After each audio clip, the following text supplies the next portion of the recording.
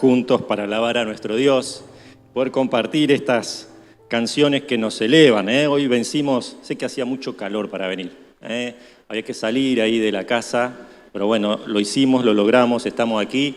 Oremos para que no se corte el aire y podamos disfrutar este tiempito que vamos a estar acá, una buena refrigeración y disfrutar juntos la presencia del Señor. ¿Quiénes no vienen a este tiempo del año con cansancio?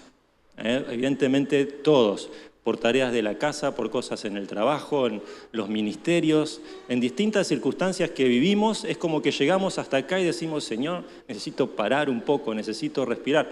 Otros tal vez vienen con preguntas, con dudas que están atormentando el corazón, decisiones que hay que tomar o cosas que teníamos que resolver y no resolvimos. Y tal vez entre nosotros hay alguien que se pregunta en el silencio del corazón, ¿valió la pena este año servir a Cristo? ¿Valió la pena todo este tiempo seguir a Jesús? Terminamos cantando, Señor, yo siempre te voy a seguir. Está bien, tiene que ver el compromiso de una realidad, ¿no? De decir, Señor, pase lo que pase, esté bien o esté con dificultades, yo tomo la decisión de seguirte. Pero a veces hay una duda que carcome el corazón cuando tratamos de hacer un cierre de año y pensamos esto, es decir, ¿sirvió? ¿Fue bueno para nosotros mantenernos fiel? Hay personas que están aquí con nosotros que tomaron la decisión de bautizarse este año. Empezaron a caminar con Cristo, hicieron su estudio discipulado y dijeron, yo voy a bautizarme. Y en el momento que tomaron esa decisión empezaron a pasar circunstancias, problemas, dificultades. Y uno llega a este tiempo atrás y tal vez pueda hacerse esta pregunta. ¿Sirvió servir a Cristo? Y a veces miramos alrededor y decimos, no prosperó más, no vivió mejor, no tuvo una vida más tranquila aquel que no hizo nada para el Señor. O aquel incluso que vivió como si el Señor no importara para él. Hoy vamos a estudiar el Salmo 73. Si tenés una Biblia, te voy a pedir que me acompañes, si no los versículos van a estar pasados ahí, traducidos ahí. Y es ahí una persona de Dios que está expresando precisamente este conflicto personal. No está hablando alguien que no conocía al Señor, está hablando alguien que conocía al Señor, que era parte del pueblo de Dios, pero no solo eso, sino que era una especie de líder de alabanza, de líder de adoración en el pueblo de Dios en este tiempo. Y nos va a presentar que él mismo en ese momento de su vida, cuando escribe este salmo, tenía ese conflicto. Y es el testimonio de un creyente honesto que ama a Dios de todo corazón, pero que nos va a transmitir que él estuvo a punto, ahí nomás, de resbalar espiritualmente, de deslizarse espiritualmente.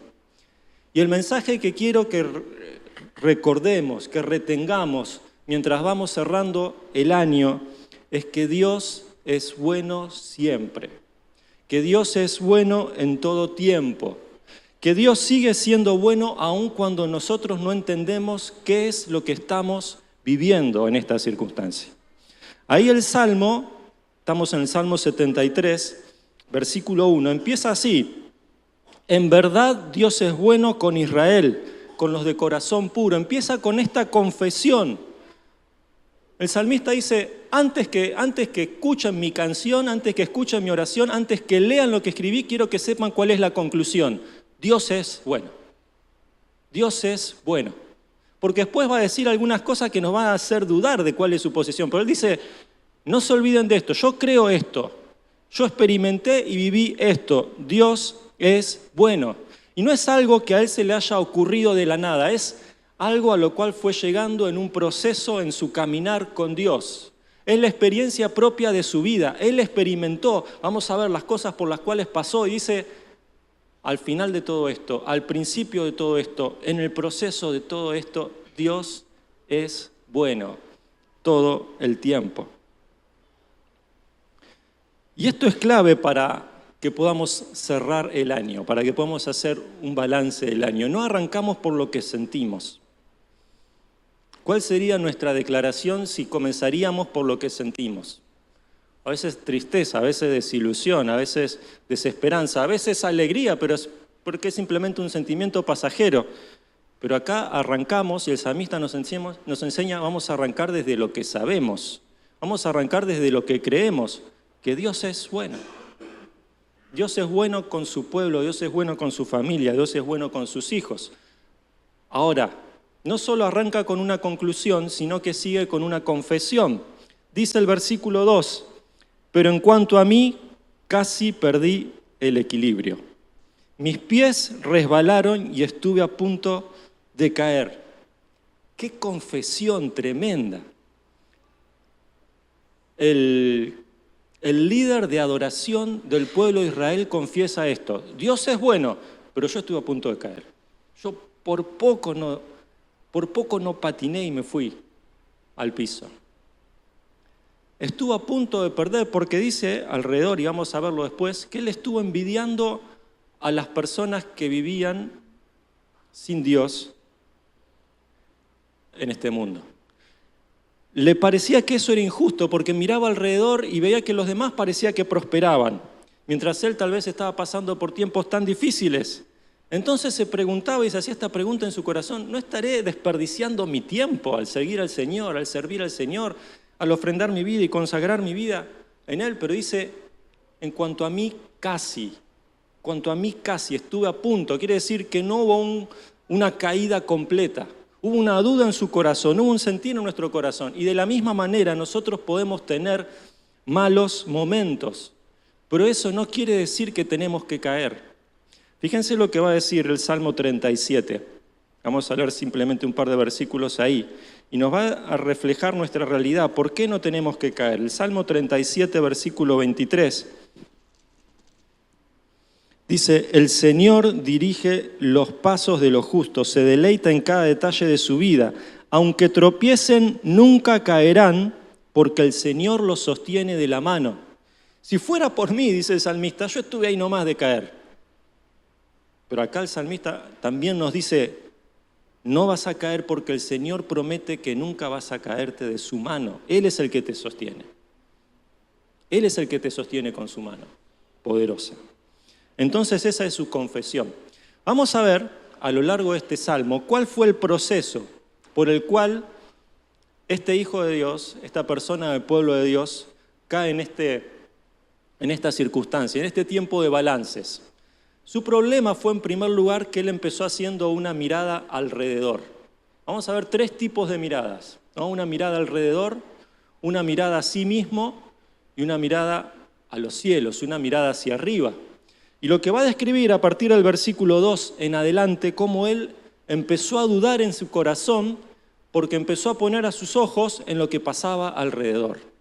Empezó a concentrarse en lo que hacían las personas. Y empieza a mirar en primer lugar otras personas, ¿no?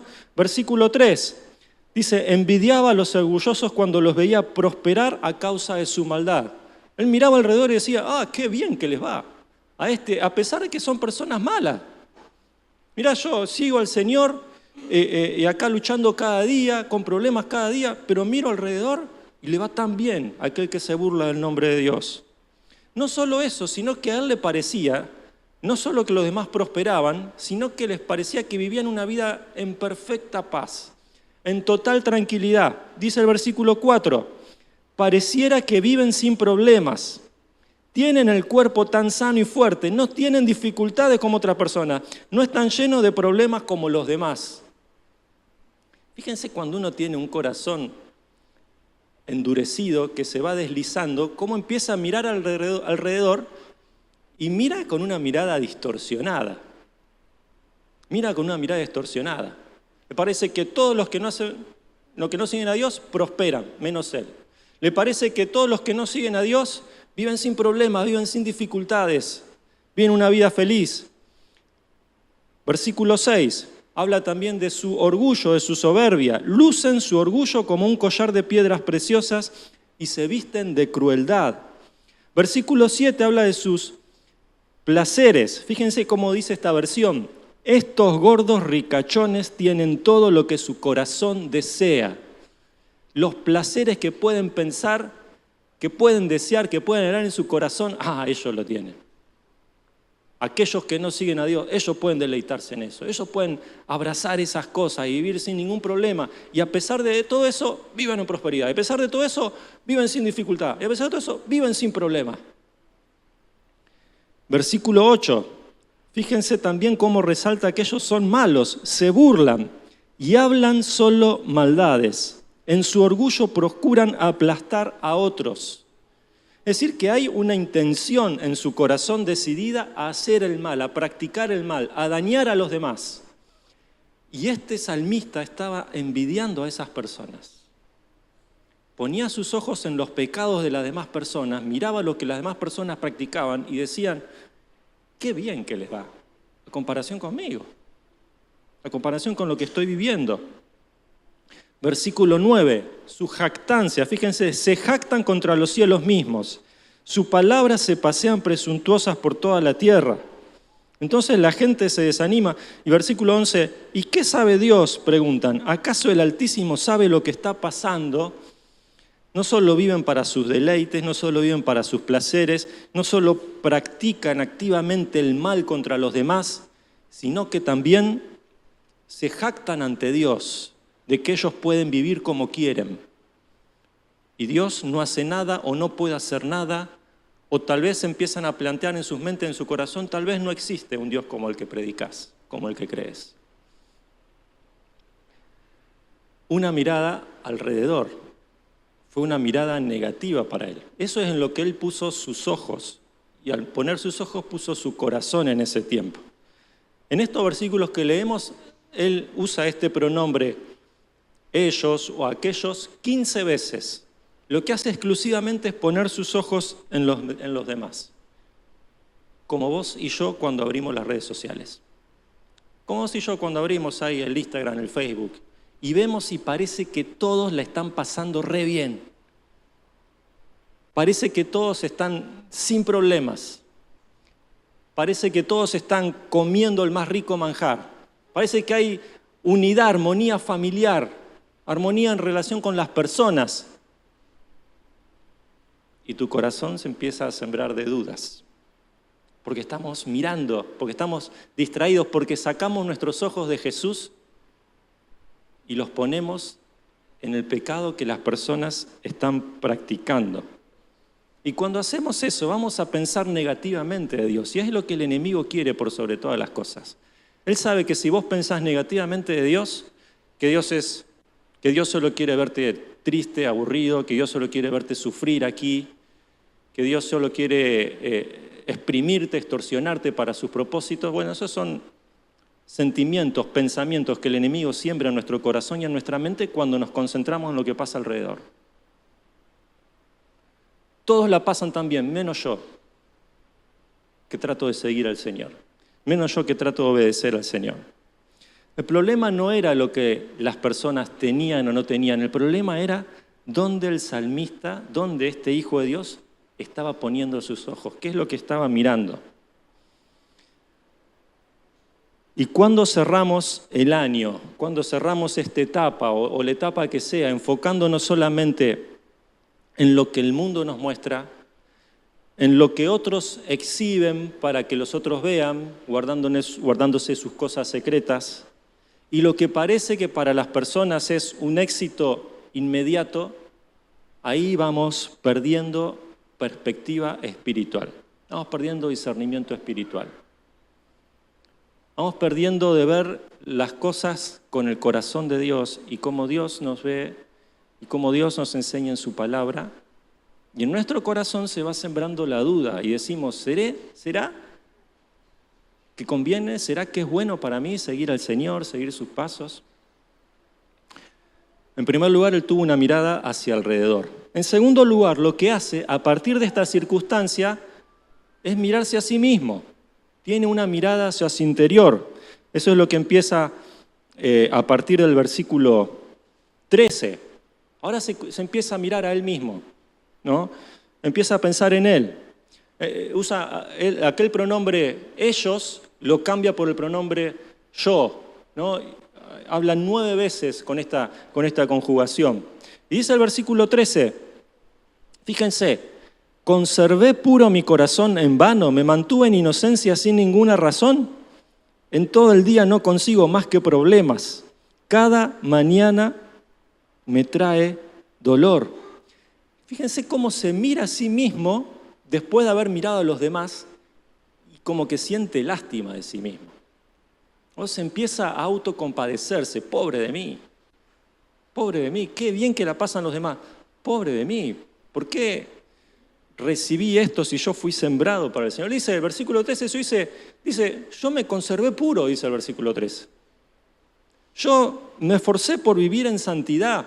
Yo empecé a seguir al Señor, empecé a ir a las reuniones, empecé a leer la Biblia, empecé a dejar los pecados de lado, empecé a hacer cosas buenas porque pensaba que así el Señor me iba a dar todo lo que necesitaba. Me conservé puro. Dice, no hay pecado que yo sea consciente que tenga para presentar ante el Señor. Y cuando no recibió la respuesta que él esperaba, cuando no recibió esto que le parecía que estaba haciendo un intercambio con Dios, Señor, yo te doy mis buenas obras, vos tenés que darme todo aquello que yo necesito. Entonces empezó a vivir y a experimentar el dolor.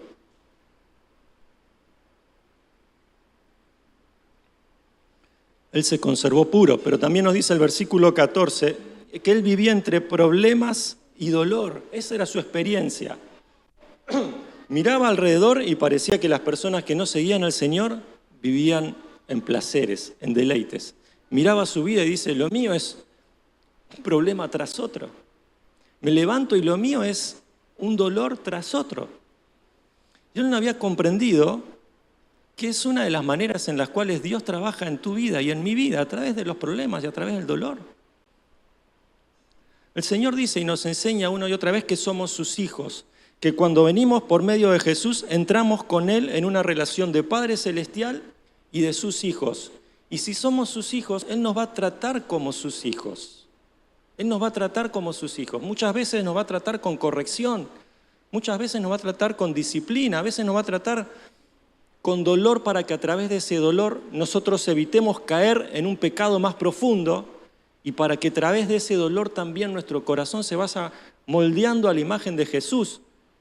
Él no te va a tratar como un hijo caprichoso, como el padre malcría a su hijo dándole todas las cosas que el hijo le pide. Él te va a tratar como el padre que sabe qué es lo mejor para vos y qué es lo mejor para mí. Y muchas veces eso implica dificultades y problemas y dolor. Pensá en este año, vamos a hacer un ejercicio. Pensá en este año una circunstancia, un tiempo, un periodo en el cual viviste tranquilo, en el cual viviste con circunstancias que parecían que se daban, que vos la pensabas y salían, o lo que soñaste parece que se dio y se te concedió. Pensá en una circunstancia así. Pensá también en una circunstancia del otro extremo, una circunstancia que fue difícil, una circunstancia dolorosa, alguna pérdida personal, familiar, de algún ser querido, algo en lo laboral, algo en lo ministerial, un tiempo de dificultad, un tiempo de dolor. Y quiero que me respondas y que te respondas sinceramente en cuál de esos dos momentos, en cuál de esos dos contrastes creciste más en lo personal y en tu relación con el Señor. ¿En cuál de esos dos momentos sentiste que tu relación con el Señor, que tu comunión con el Señor se afianzó, se aferró, creció, dependiste más de Él, dijiste, Señor, te necesito, si no fuera por ti no tengo nada, si no me sacás de acá, no sé cómo voy a salir? O aquel momento en el cual estaba bien y dijiste, Señor, está bien, yo me arreglo estos días, no te necesito, no es necesario que ore para no molestarte, no es necesario que lea la Biblia porque ya la conozco. El Señor obra en nuestra vida, en nuestro corazón, muchas veces a través de estas pruebas, estos problemas que van a hacer que vos crezcas, que vos te aferres más al Señor. Entonces tuvo esta mirada hacia alrededor y tuvo envidia de los pecadores. Después tuvo esta mirada hacia el interior y tuvo lástima de sí mismo, porque le faltaba esta tercera mirada, que es la mirada final, que es la mirada hacia el Señor, que es la mirada hacia los cielos, que es la mirada hacia el Señor de la gloria. Dice el versículo 16, traté de entender por qué los malvados prosperan, pero qué tarea tan difícil. Entonces entré en tu santuario, oh Dios, y por fin entendí el destino de los perversos. Fíjense cómo este salmista estaba una y otra vez confundido hasta que llegó al lugar del encuentro con Dios, hasta que llegó al tiempo de la adoración, llegó al lugar en el cual el pueblo de Dios se reunía para buscar a Dios y para adorarle y para ofrecer sacrificio y para presentar su corazón. Indudablemente estuvo faltando mucho al lugar de adoración. Dice, oh, mirá aquello, mirá a mí mismo. Indudablemente pasó un buen tiempo haciendo esta consideración, hasta que se acordó, y bueno, ¿qué pasa si voy al santuario? ¿Qué pasa si busco al Señor? ¿Qué pasa si ahí en lo profundo del corazón digo, Señor, aquí estoy, háblame, mostrame en tu palabra qué necesito? ¿Qué pasa si empiezo a ir a la iglesia? Tal vez dijo. Pues entré a tu santuario. Por eso es importante, en el momento en que estás mal espiritualmente, que estás con dudas en tu corazón, en el momento que estás con turbaciones, es importante que vayas al Señor, es importante que vayas a la iglesia. A veces pensamos, voy a la iglesia cuando estoy bien. Nunca vas a estar bien para ir a la iglesia, si esa es tu circunstancia. Porque estás mal, porque estás en duda, porque estás en necesidad, tenés que ir a buscar al Señor, tenés que ir a la presencia del Señor. Necesitas cantar junto con los hermanos, necesitas volcar tu corazón en el Señor. Y eso es lo que hacemos, por ejemplo, cuando nos juntamos en el santuario como iglesia de Dios. Que podés hacerlo también hoy en tu casa. Sí, claro que sí. Todos los días tenemos la necesidad y la responsabilidad de buscar al Señor. Pero cuando su iglesia se junta, hay una convocatoria santa para el pueblo de Dios, para adorarle, para honrarle, y tenemos que estar ahí. Y él dice, el versículo 17, entré en tu santuario, Dios, y por fin entendí el destino de los perversos. Está diciendo que la perspectiva correcta, la visión correcta, no se fija en algo que parece, que muestran las personas. ¿No? Obviamente las personas van a mostrar en las redes sociales para que todos vean aquello que le parece que son felices o que anda todo bien. ¿No? Muestran una apariencia. Dice, la perspectiva correcta no se fija en esa apariencia, sino se fija en cuál es el destino eterno. Se fija en dónde termina todo esto que hoy vemos con tantas luces, con tantos colores, con tantos adornos, pero que tiene un fin de muerte en aquellos que no eran parte del pueblo de Dios. ¿Qué es lo que entendió el salmista cuando entró al santuario? ¿Qué es lo que entendió el salmista cuando llegó a la presencia de Dios? Cuando dejó de mirar a su alrededor, cuando dejó de mirar su propio corazón, su propia naturaleza, y entró a la presencia de Dios. Hay unas cosas hermosas que dice el salmista en el versículo 23.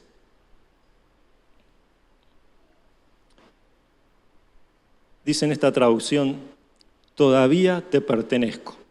Me tomas de la mano derecha, me guías con tu consejo y me conduces a un destino glorioso. Fíjense estas 4 cosas sencillas, simples y tan profundas que vos y yo tenemos que entender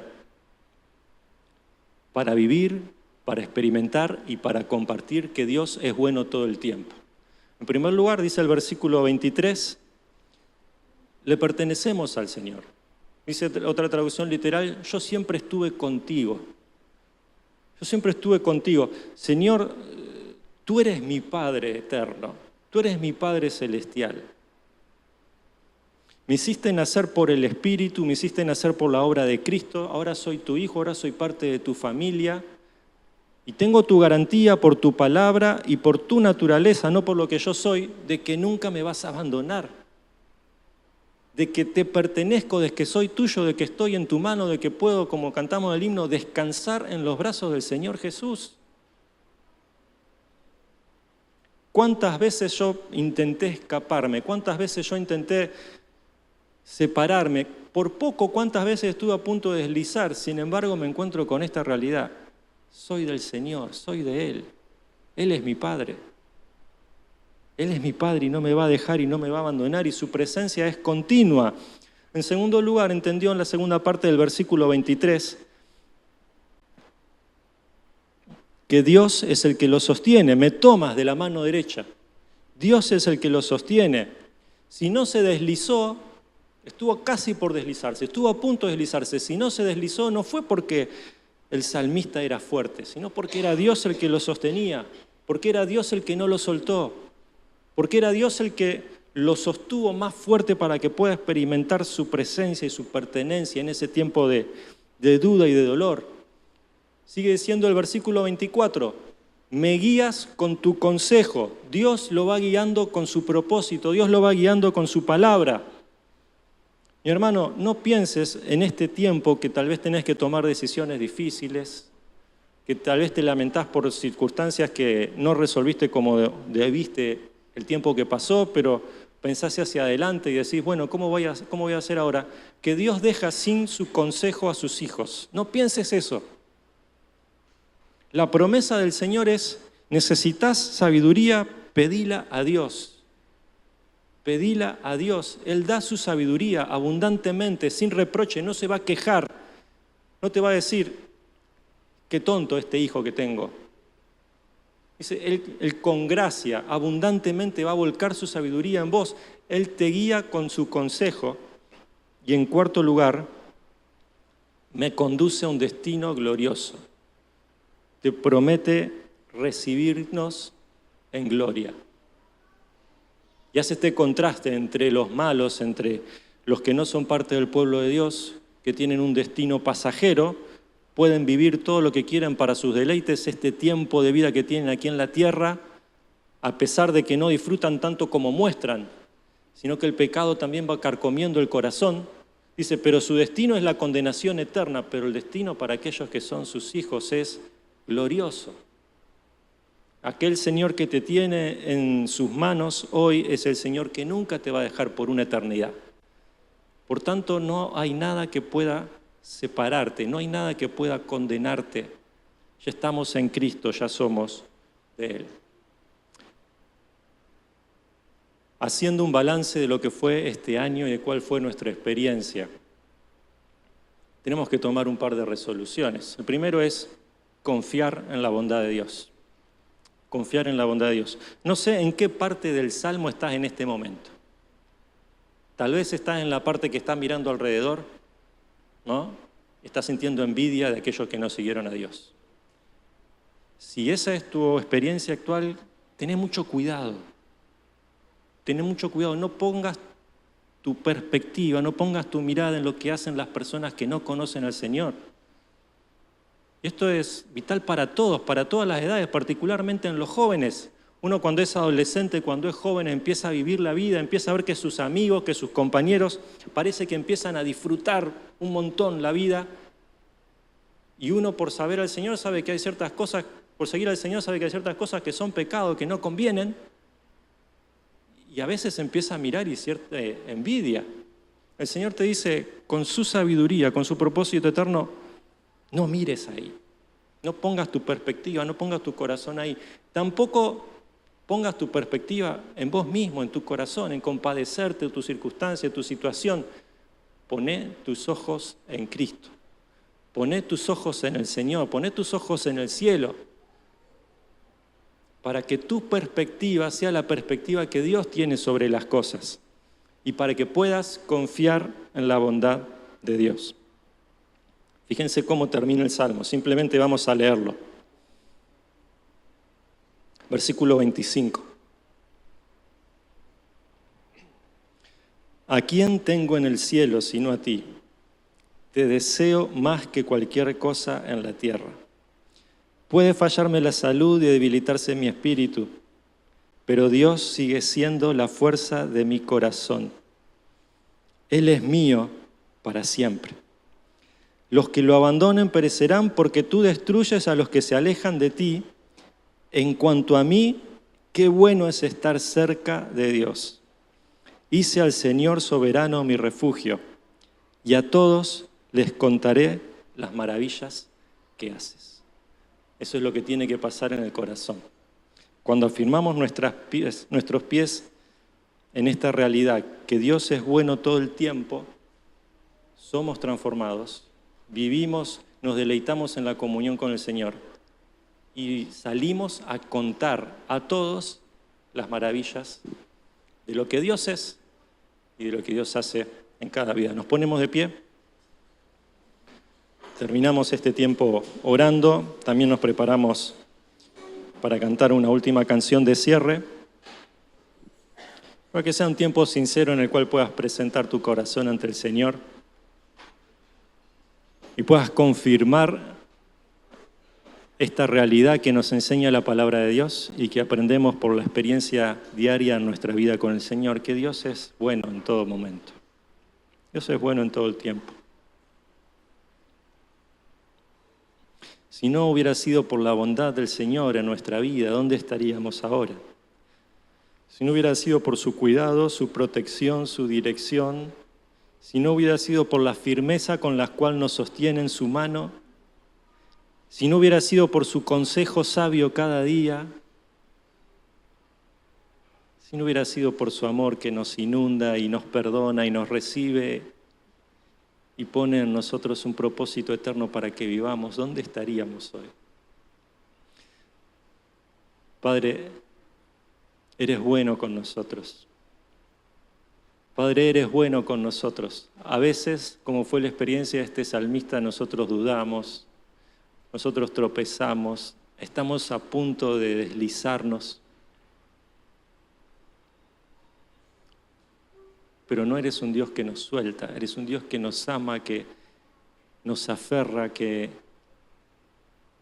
nos tiene en su mano, que podemos descansar en tus brazos. Tenemos una seguridad eterna en ti.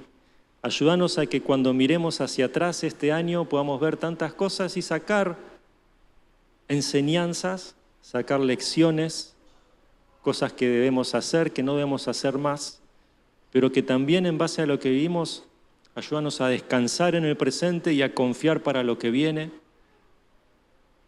Que así como fuiste bueno este tiempo en nuestra vida, vas a seguir siendo bueno mañana y pasado y todo el año que viene y toda una eternidad que estemos en tu presencia. A ti sea la gloria, hoy y siempre. Tenemos el destino glorioso preparado para tus hijos. Un destino de eternidad, un destino de paz, un destino de salud, un destino de bendición, por sobre todas las cosas una eternidad de gozar de tu presencia para siempre, de poder adorarte por una eternidad, de poder bendecir tu nombre por quien eres y por lo que hiciste por nosotros. Que vivamos hoy con esta perspectiva, con esta expectativa de mirar hacia los cielos y anhelar tu regreso por nosotros y buscarte y levantarnos cada día y buscar tu rostro. Y cuando nos juntamos como iglesia, buscar tu rostro juntos y adorarte y bendecirte. Porque tú eres un Dios bueno todo el tiempo. En el nombre de Jesús, nuestro Salvador.